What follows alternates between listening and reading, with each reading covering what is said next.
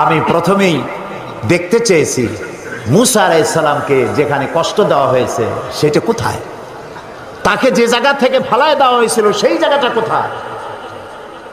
আমাকে সেই সব জায়গা দেখানো হয়েছে যেখানে তার মা হযরত মুসা আলাইহিস সালামকে ছেড়ে দিয়েছিল বাক্সবন্দি করে, বাক্সের মধ্যে বন্দি। আল্লাহ তাকে বলেছেন, মাকে বলেছেন, তুমি মুসার মা, তুমি তোমার বাচ্চাকে বাক্সের মধ্যে বন্দি করে এখান থেকে ফেলে দাও।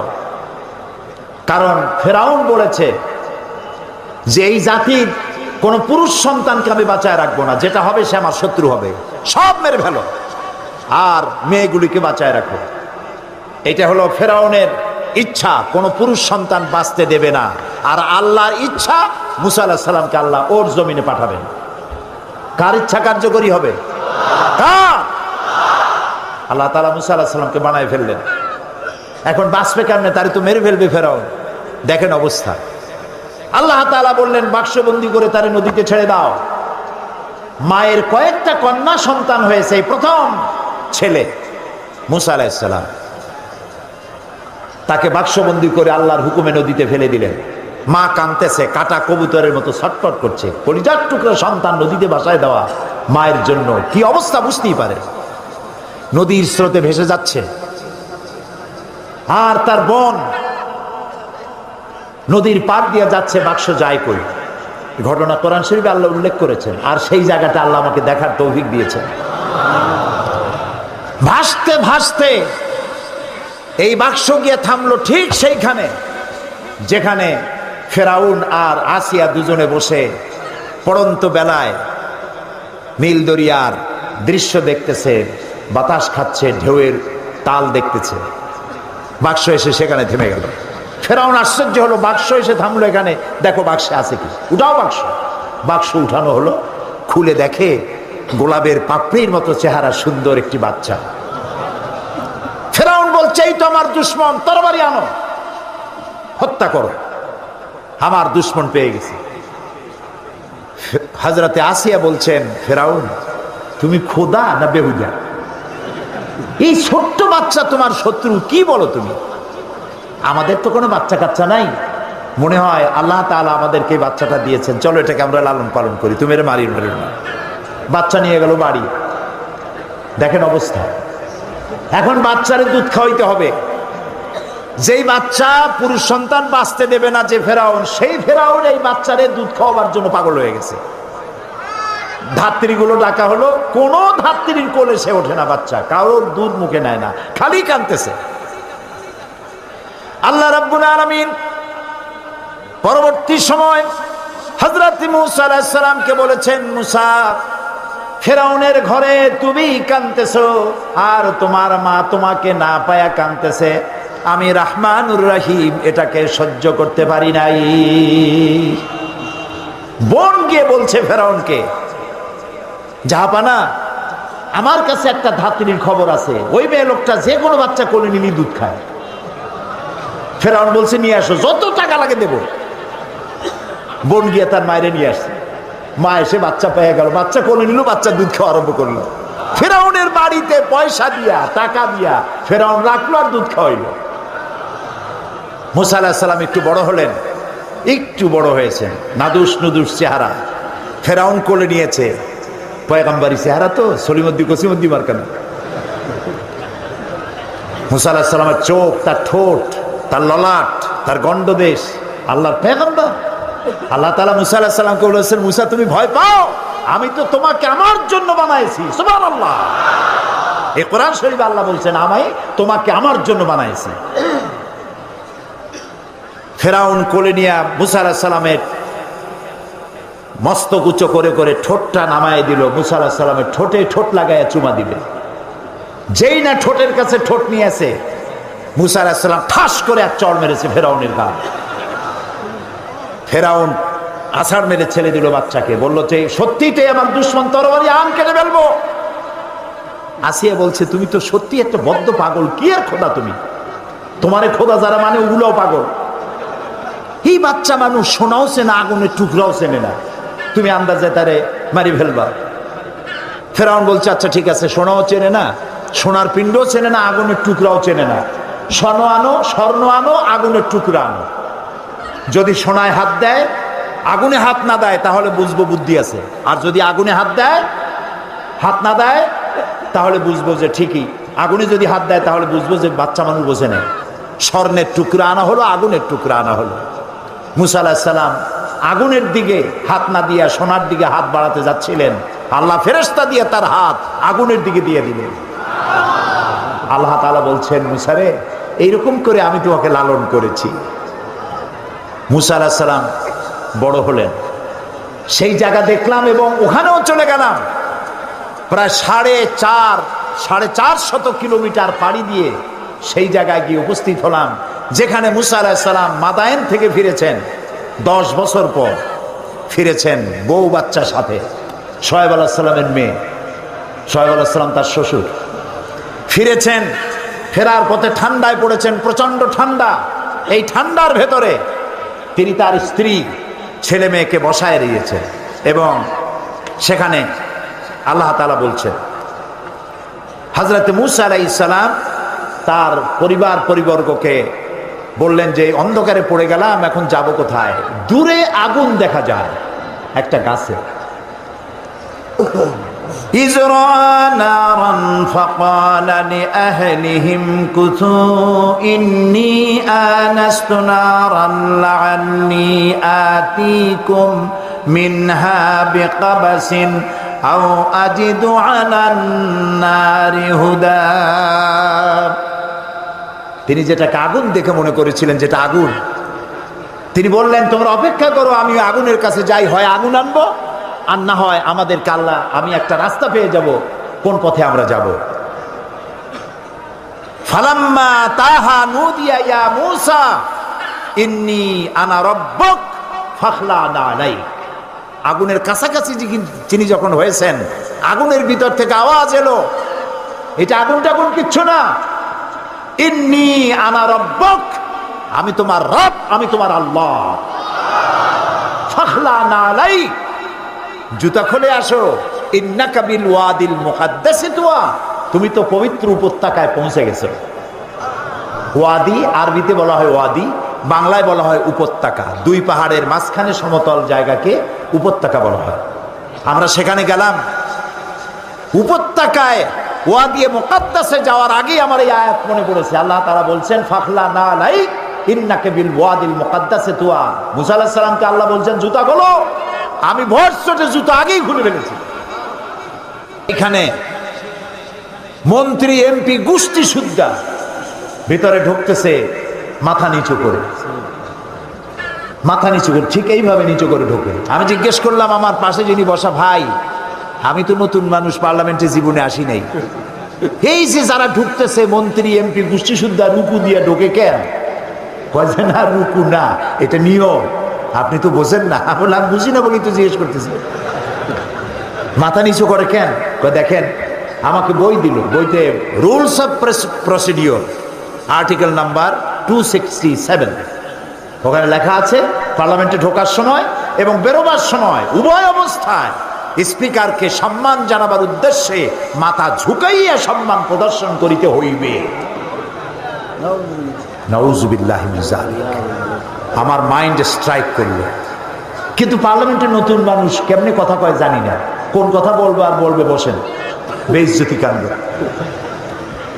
আমার বুঝতে সময় লাগলো 2-3 দিন পার্লামেন্টে কি সব ধারা নিয়ে কথা বলা যায়। 3 দিনের মাথায় পয়েন্ট অফ অর্ডারে দাঁড়ালাম। 15 মিনিট বক্তব্য রেখেছি। হুমায়ুন রশিদ সাহেব তখন স্পিকার ছিলেন, তিনি মারা গেছেন, আল্লাহ তাকে রহম করুন। আমি তাকে বললাম, রুলস অফ প্রসিডিওরের আর্টিকেল নাম্বার 267, এটি কোনো মুসলমান মানতে পারে না। মুসলমানের মাথা নত হবে কেবলমাত্র আল্লাহর সামনে, কোন মানুষের সামনে মাথা নত হতে পারে না। কোরআন আর হাদিস দিয়ে বুঝাইলাম। 15 মিনিট স্পিকার আমার দিকে তাকিয়ে থাকলেন। 15 মিনিট শেষ হওয়ার পর, বক্তব্য শেষ করার পর তিনি আমাকে বললেন, মৌলানা সাহেব, আপনার বক্তব্যের সাথে আমি 100% একমত, কিন্তু আমি তো এইভাবে এটা বন্ধ করতে পারবো না। এই জন্য আপনাকে বিধি মোতাবেক নোটিশ দিতে হবে। নোটিশ কমিটিতে উঠবে, সেখানে আলোচনা হবে, সেখানে আলোচনার সিদ্ধান্ত যেটা হয় সেটা পার্লামেন্টে আসবে। তারপরে আমার রুলিং যাবে। আমি যথাবিহিত নোটিশ দিলাম, আলোচনা হলো। এই আলোচনার পর আমার নোটিশ নিয়ে তদানীন্তন সরকার ডিপ ফ্রিজের মধ্যে আটকাই দিল, আর বের হলো না 5 বছরে। আল্লাহ আবারও আমাকে নির্বাচিত করাইয়া পার্লামেন্টে ঢুকালেন, আর আমার টার্গেট ছিল এটা বন্ধ করতে হবে। এই পার্লামেন্টে এসে আমি আবার এই বিষয় উত্থাপন করলাম, নোটিশ দিলাম, মিটিংয়ে উঠলো, সিদ্ধান্ত হলো বর্তমান পার্লামেন্ট এটা অ্যাকসেপ্ট করেছে, কিয়ামত পর্যন্ত বাংলাদেশ পার্লামেন্টে আর স্পিকারের সামনে মাথা ঝুঁকাইতে হবে না।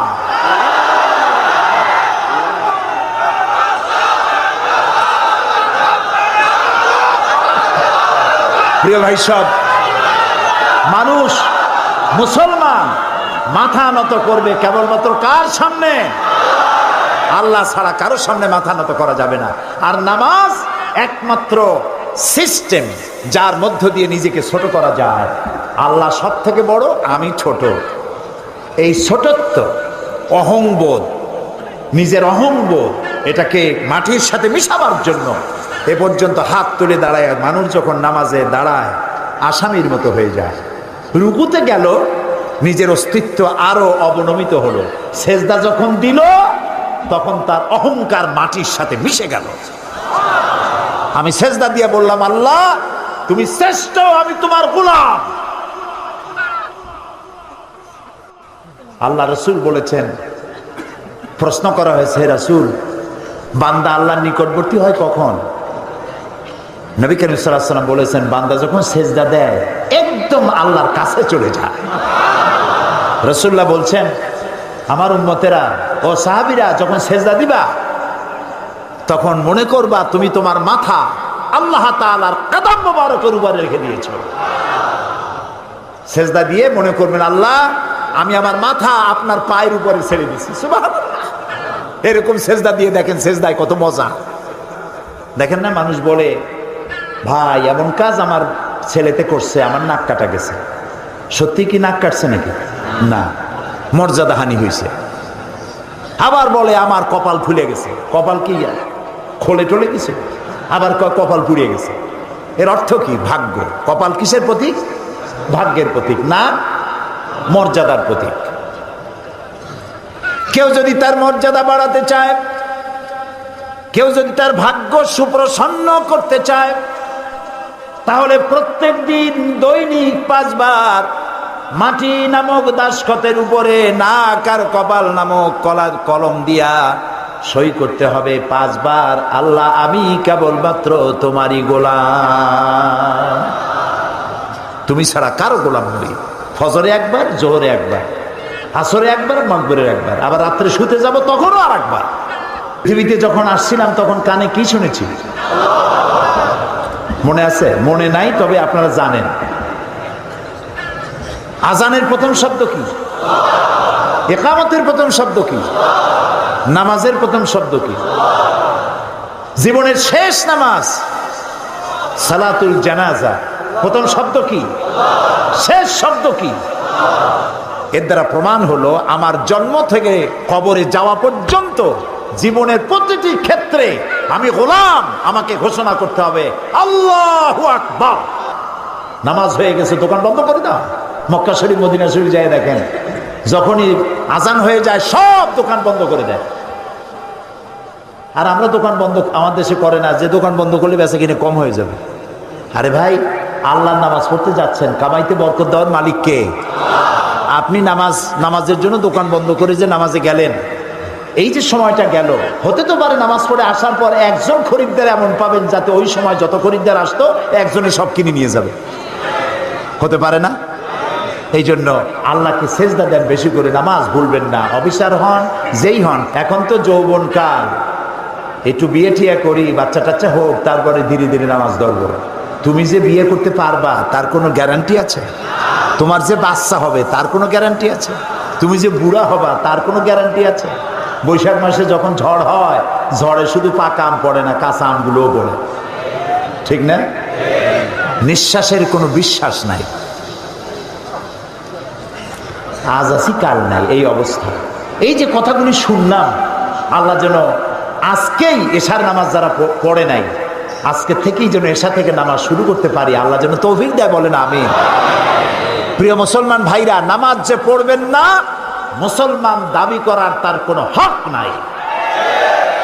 নিজেকে মোমেনও দাবি করতে পারবেন না, মুসলমানও দাবি করতে পারবেন না। নামাজ পড়তে হবে, নামাজ নামাজ। আপনি অফিসার, নামাজ পড়েন।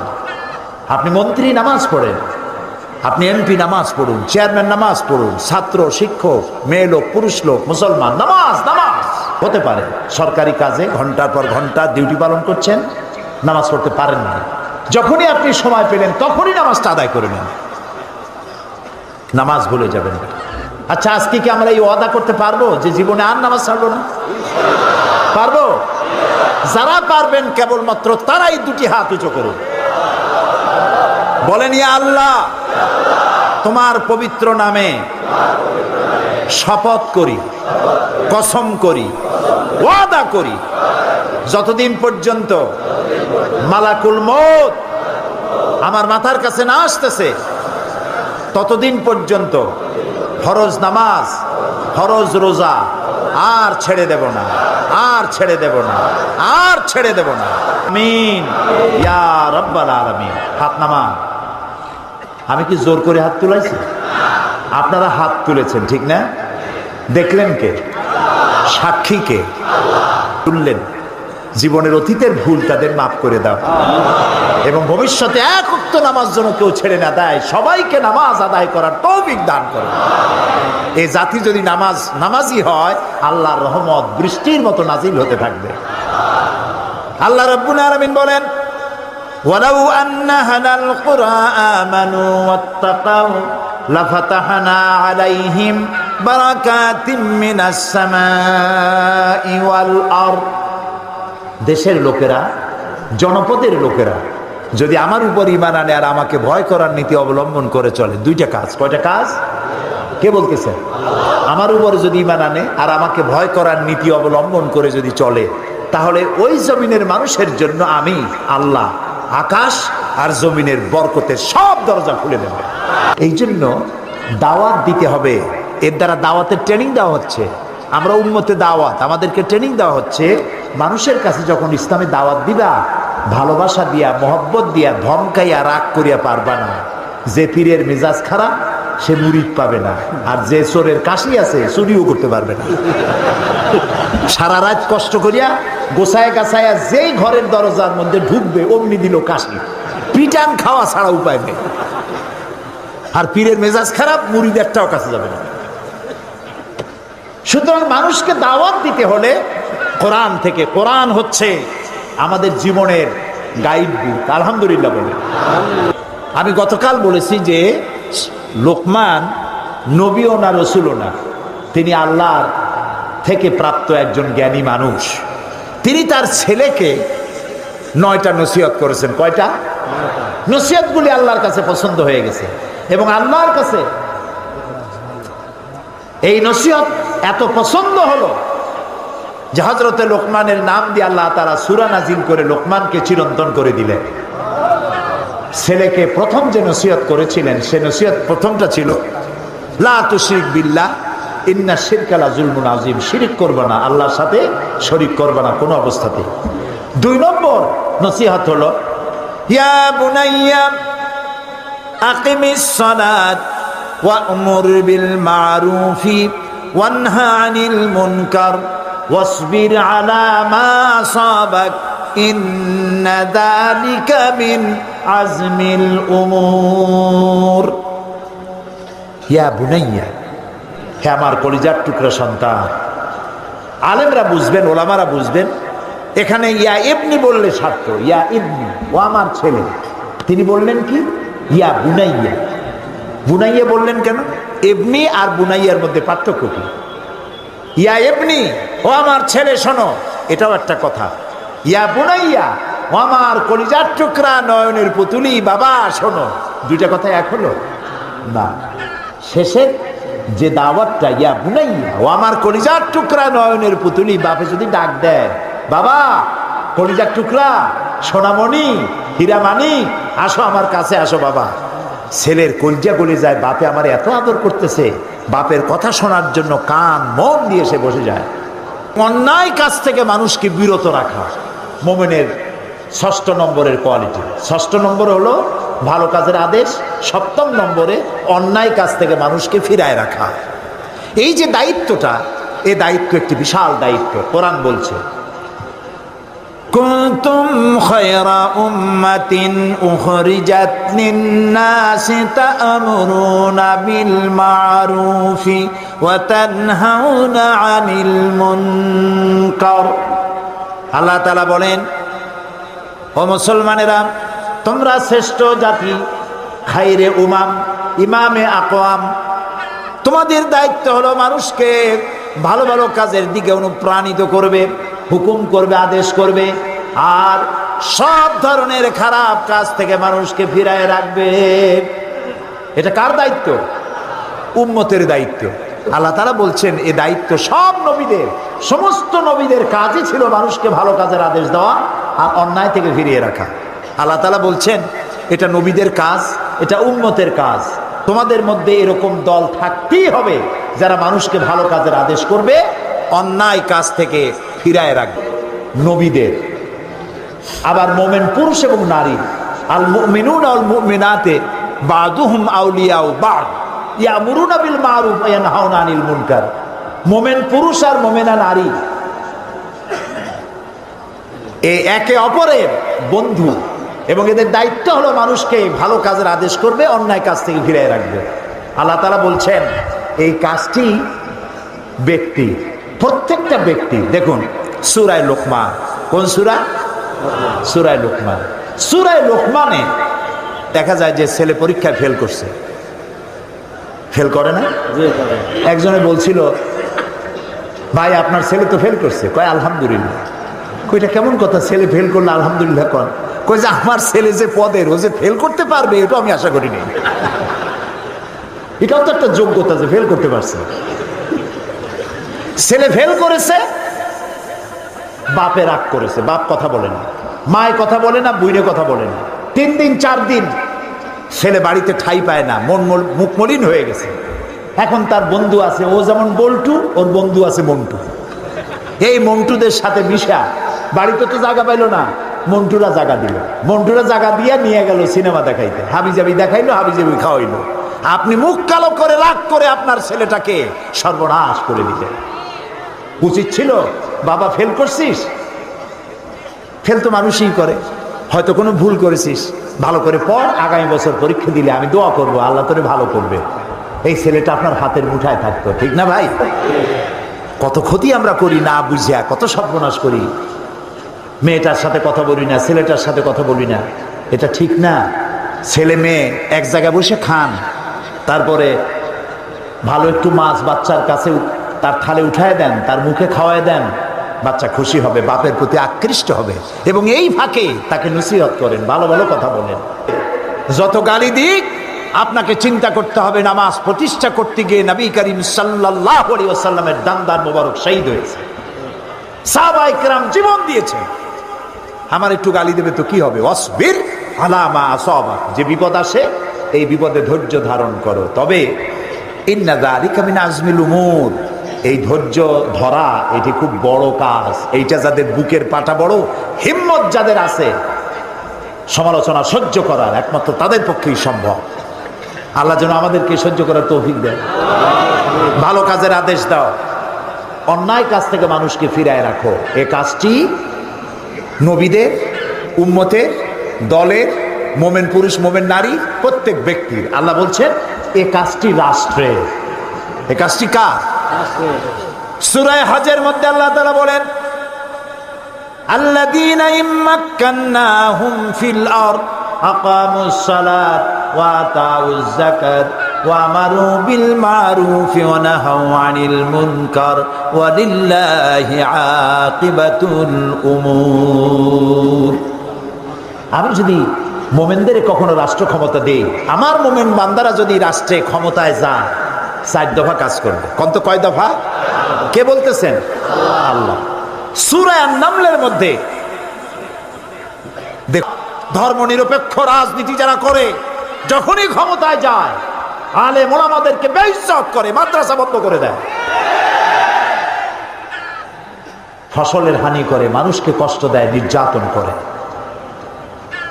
আর আল্লাহ বলছেন মোমেনরা যদি ক্ষমতায় যায় কয় দফা কাম করে? 4 দফা। আকামুস সালাত, নামাজ প্রতিষ্ঠা করে, ক্ষমতায় গিয়েই নামাজ প্রতিষ্ঠা করে। সুবহানাল্লাহ বলে। আপনাদের চিন্তা হতে পারে যে মোমেনেরা ক্ষমতায় এসে নামাজ প্রতিষ্ঠা করবে, তাতে হবে কি? এতেই সব হবে। কিরকম হবে? জোহরে রক্ত হবে, রাষ্ট্রের পক্ষ থেকে বলা থাকবে জোহরে রক্ত বেলা 1টায়, বেলা 1টা থেকে 1:30 পর্যন্ত নামাজের বিরতি, 15 মিনিটের মধ্যে নামাজ শেষ, আর 15 মিনিট দুপুরের আহার গ্রহণ। আধা ঘন্টার মধ্যে নামাজ সারো, খাওয়া সারো, অফিস আবার চলবে, কলেজ আবার চলবে, বিশ্ববিদ্যালয় আবার চলবে, কলকারখানা, ক্ষেত খামার আবার শুরু হয়ে যাবে। এই নামাজ পড়তে গিয়ে থানায় আজান হবে, ওসি সাহেব ইমামতি করবে, তার পেছনে পুলিশেরা দাঁড়ায় নামাজ আদায় করবেন। যেই থানার ওসি তার থানার পুলিশের ইমামত করে নামাজ আদায় করে, সেই থানার ওসিরে পিটাইয়াও ঘুষ খাওয়ান যাবে? সুবহানাল্লাহ। এসপি যদি মসজিদের ইমাম হয়, মন্ত্রী যদি মসজিদের ইমাম হয়, এমপি যদি মসজিদের ইমাম হয়, তাহলে টিয়ার কাবি খা জম্মের খাওয়া খাবে না। বিশ্ববিদ্যালয়ের ভাইস চ্যান্সেলর আজান হয়েছে, তিনি ইমামত করবেন। ছাত্র, শিক্ষক, শিক্ষয়িত্রী, ছাত্রী পেছনে নামাজের জন্য দাঁড়ায় গেছে। এই বিশ্ববিদ্যালয়ে সন্ত্রাস চলতে পারে না। নামাজ কায়েম, সমাজ ঠিক। সুবহানাল্লাহ। প্রিয় ভাই সব, নামাজ প্রতিষ্ঠা করবে 1 নম্বরের কাজ। 2 নম্বরের কাজ যাকাত আদায় করবে। যাকাত, যাকাত, যাকাত ভিত্তিক অর্থনীতি চালু হলে ইকুয়াল ডিস্ট্রিবিউশন হবে। কেউ খাবে আর কেউ